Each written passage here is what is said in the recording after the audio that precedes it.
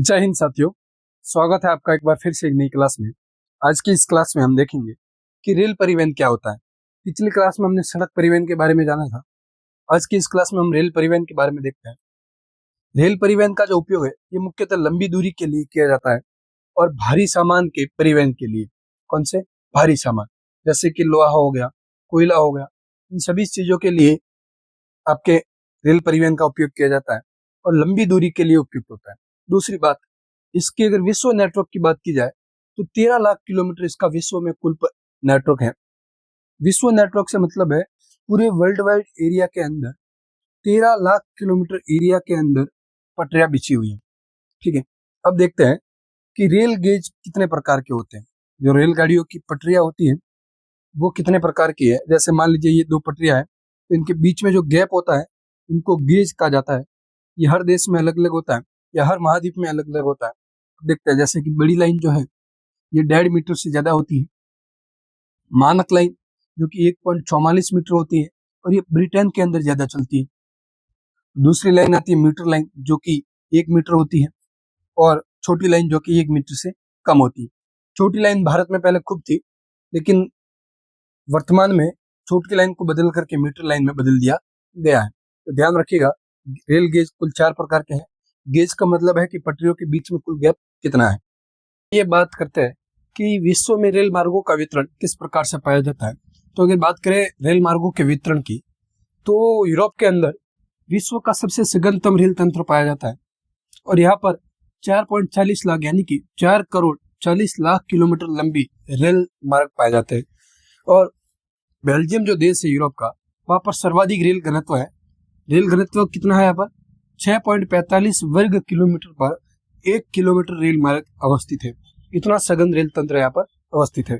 दूसरा, यहाँ पर एक यूरो टनल है जो कि लंदन और पेरिस को आपस में जोड़ता है। जाहिर सी बात है कि लंदन जो है वो एक द्वीपीय देश है या ब्रिटेन एक द्वीपीय देश है जो कि बाकी यूरोप से थोड़ा सा कटा हुआ है। तो ये पेरिस और लंदन को जोड़ने के लिए एक यूरो टनल बनाई गई है। अंडरग्राउंड है जो समुद्र के अंदर से जाती है। तो वहां यहाँ से यहाँ तक यूरो टनल आपके चलाई जाती है। अगली उत्तरी अमेरिका की बात की जाए तो यहाँ पर विश्व रेल मार्ग का 40% रेल तंत्र पाया जाता है। सर्वाधिक, ये सघनतम था, ये सर्वाधिक है। 40%, पूरे विश्व का लगभग 40% अकेले उत्तरी अमेरिका में पाया जाता है। बात को समझिएगा, ये सघनतम रेल तंत्र है और ये सर्वाधिक है। रूस में बात की जाए तो यूराल के पश्चिम में, जो रूस का यूराल के पश्चिम वाला यूरोपीय भाग है, वहां पर इसका सघनतम जाल पाया जाता है। क्योंकि आप जानते हैं कि सर्वाधिक जो रूस है वो यूराल के पश्चिम में बसा हुआ है, मॉस्को के आसपास। ऑस्ट्रेलिया में लगभग 40,000 किलोमीटर रेल तंत्र पाया जाता है। अब ये वास्तव में कम है, लेकिन ऑस्ट्रेलिया जैसे महाद्वीपों के लिए कम नहीं है। ऑस्ट्रेलिया एक छोटा सा महाद्वीप है और उसका ज्यादा अधिकांश भाग जो है वो खाली पड़ा है। तो फिर भी यहाँ पर 40,000 किलोमीटर रेल तंत्र है। उसमें से भी 25% जो है वो केवल न्यू साउथ वेल्स में अवस्थित है। ठीक है, अब अफ्रीका की बात की जाए तो अफ्रीका में 40,000 किलोमीटर है। अब अफ्रीका के लिए बहुत कम है क्योंकि अफ्रीका वर्ल्ड का दूसरा सबसे बड़ा महाद्वीप है। अब इतने बड़े महाद्वीप के अंदर केवल 40,000 किलोमीटर रेल तंत्र होना वास्तव में बहुत कम है। क्योंकि अगर हम यूरोप की तुलना में देखें तो ये बहुत कम है। देखिए, यूरोप में 4 करोड़ 40 लाख किलोमीटर है। ठीक है, अब इधर देखिए, उसमें से भी 40,000 में से 18,000 किलोमीटर जो है वो कहाँ पर स्थित है? दक्षिण अफ्रीका में। तो इस प्रकार से ये विश्व में हमारा कुल नेटवर्क हो जाता है। आइए आगे देखते हैं। आइए अब हम बात करते हैं विश्व के प्रमुख रेल मार्गों के बारे में। अगर विश्व के प्रमुख रेल मार्गों को देखा जाए तो उसमें सबसे पहला हमारा रेल मार्ग हो जाएगा पार साइबेरियन रेल मार्ग। पहली बात तो पार का मतलब होता है ऐसे महामार्ग जो पूरे देश या क्षेत्र या महाद्वीप को पार करते हैं। जैसे कि पार महाद्वीपीय रेल मार्ग हो गए। पार महाद्वीपीय रेल मार्ग का मतलब हो गया जो महाद्वीप के आर पार है।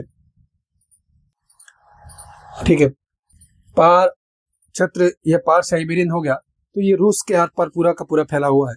पार कैनेडियन रेल मार्ग हो गया तो ये कनाडा के आर पार फैला हुआ है। इसी प्रकार से पार का मतलब हो गया आर पार। अब पार साइबेरियन जो रेल मार्ग है ये रूस के अंदर बना हुआ है और ये विश्व का सबसे लंबा रेल मार्ग है। ये मार्ग जो है ये सेंट पीटर्सबर्ग से लेकर के व्लादिवोस्तोक तक है। सेंट पीटर्सबर्ग से व्लादिवोस्तोक तक जो ये सेंट पीटर्सबर्ग जो है ये आपके पश्चिम में हो जाएगा और ये हो जाएगा पूर्व में, यानी कि ये वेस्ट में और ये ईस्ट में। पूर्व से पश्चिम दोनों मार्गों को, दोनों स्थानों को जोड़ता है। लंबाई की बात की जाए तो इसकी कुल लंबाई 9322 किलोमीटर है और ये पूरा का पूरा जो पथ है ये दोहरा है, यानी कि डबल लाइन है और विद्युतीकृत है, यानी कि पूरे रेल लाइन पर आपके इलेक्ट्रिफिकेशन किया हुआ है। प्रमुख नगर इस रेल मार्ग पर स्थित है वो है कजान, चीता और खबरोवस्क। ये प्रमुख नगर यहाँ पर स्थित है। ये विश्व का सबसे लंबा है, विश्व का सबसे लंबा रेल मार्ग। दूसरी बात अगर की जाए कि ये जो रेल मार्ग है ये आपके एक तो यूराल पर्वत यानीसी और ओब नदियों को पार करता है। ओब नदी, इनको पार करके आगे जाता है। यहाँ पे यूराल नदी भी है, यूराल नदी भी आप लिख सकते हो। तो ये दो नदियों को ये पार करता हुआ आपके पूर्व की ओर जाता है। बात की जाए पार कैनेडियन रेल मार्ग की, तो ये जो रेल मार्ग है ये कनाडा में स्थित है और इसका निर्माण 1886 में हुआ था। इसके निर्माण के बाद ही जो ब्रिटिश कोलंबिया प्रांत था ये कनाडा के अंदर मिला था। ठीक है, आगे देखिए, ये जो मार्ग है ये हेलीफैक्स से लेकर के वैंकूवर तक फैला हुआ है। हेलीफैक्स जो है ये वेस्ट में है, यानी कि पश्चिम में अटलांटिक तट पर, और जो वैंकूवर है ये पूर्व में, यानी कि ये पश्चिम में है और ये वेस्ट पूर्व में है। ये पूर्व में आपके प्रशांत महासागर के तट पर है और हेलीफैक्स जो है ये अटलांटिक तट पर, यानी कि पूर्व दिशा में है। ठीक है, लंबाई की बात की जाए तो ये 7050 किलोमीटर है और इसके महत्व की बात की जाए तो ये कनाडा की आर्थिक धमनी कही जाती है, क्योंकि आपके यहाँ से मांस और गेहूं का निर्यात किया जाता है, मांस और गेहूं का। और दूसरी बात दोस्तों, यहाँ से गेहूं का निर्यात इतना ज्यादा किया जाता है कि इसी रेल मार्ग को कभी कभार गेहूं मार्ग भी बोला जाता है, गेहूं मार्ग। ठीक है, तो इस प्रकार से ये दो रेल मार्ग हो गए। आइए इनके बारे में आगे और चर्चा करते हैं। आइए अब हम अगले रेल मार्गों के बारे में जानते हैं। अगला रेल मार्ग है हमारा संघ और प्रशांत रेल मार्ग, जो कि यूएसए यानी कि संयुक्त राज्य अमेरिका के अंदर स्थित है। ये संयुक्त राज्य अमेरिका के पूर्व और पश्चिम के इलाकों को जोड़ता है। ये पूर्व पश्चिम में स्थित दो प्रमुख महानगरों को जोड़ता है, जिसमें पूर्व में स्थित है न्यूयॉर्क, जो कि अटलांटिक तट पर अवस्थित है, और पश्चिम में स्थित है प्रशांत महासागरीय तट पर सैन फ्रांसिस्को। इन दोनों स्थानों को जोड़ने का कार्य करता है संघ और प्रशांत रेल मार्ग। इस रेल मार्ग पर अवस्थित प्रमुख नगरों की बात की जाए तो प्रमुख नगर है शिकागो, ओमाहा और सैक्रामेंटो। यहाँ से निर्यात होने वाली प्रमुख सामग्रियों की बात की जाए तो अयस्क हो गए, अनाज हो गया, कागज हो गया और मशीनरी हो गया। इनका यहाँ से भारी मात्रा में निर्यात किया जाता है। अगले रेल मार्ग की बात करें तो ऑस्ट्रेलियाई पार महाद्वीपीय रेल मार्ग। पार आ गया मतलब कि ये ऑस्ट्रेलिया के महाद्वीप में आर पार से निकलता हुआ रेल मार्ग है। ये जो रेल मार्ग है ये भी पूर्व से पश्चिम में जोड़ता है, जो कि पर्थ से सिडनी के इलाकों को आपस में जोड़ता है। अब देखिए, ओरिएंट एक्सप्रेस की बात की जाए तो ये सबसे महत्वपूर्ण पर ये रेल मार्ग हो जाता है हमारा। ये जो है ये पेरिस से इस्तांबुल तक जाता है, यानी कि एक अंतरराष्ट्रीय रेल मार्ग कह सकते हैं हम इसको। इसमें जो समय है ये 10 दिन से घटकर कितना हो गया, 96 घंटे का। इतना फास्ट परिवहन हो गया इसके विकास से। अब इसका प्रस्ताव है कि इसको पेरिस को इस्तांबुल से होते हुए बैंकॉक तक जोड़ना है। तो ये कहाँ से जुड़ेगा, पेरिस से Istanbul, Iran, Pakistan, Bharat, Bangladesh, Myanmar होते हुए ये सीधा कहा जाएगा बैंकॉक। ठीक है, इन इलाकों को आपस में जोड़ा जाएगा।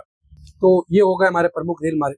तो आज के लिए दोस्तों इतना ही, मिलते हैं अगली क्लास में, तब तक के लिए जय हिंद, जय भारत।